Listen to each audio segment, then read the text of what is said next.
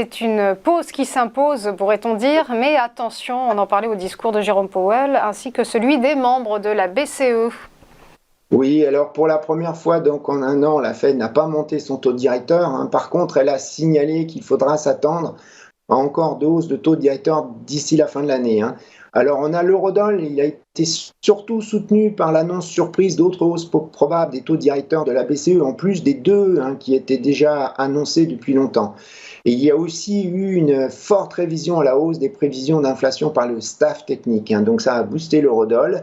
Alors en effet, on a la BCE qui, comme la BOE, mais de façon moindre, est confrontée à une croissance des salaires élevés, hein. Alors par contre, si on regarde l'indice Citigroup de surprise économique, la zone euro est la plus mauvaise du G10, hein. Les chiffres déçoivent globalement, hein. Donc on pourrait avoir la paire qui consolide avant la publication de nouveaux chiffres, hein, sauf si les nombreux membres de la BCE qui vont s'exprimer cette semaine, hein, ils ne seront pas moins de 9, hein, sauf s'il continue la rhétorique haussière, hein.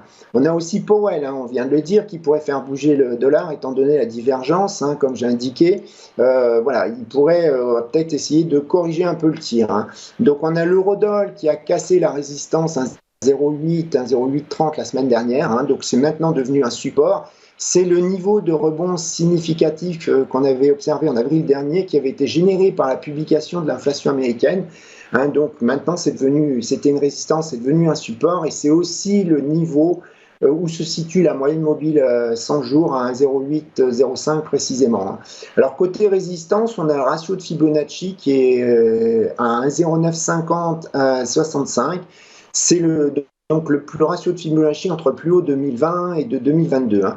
On a un indice 95 aussi qui est le plus haut de l'année.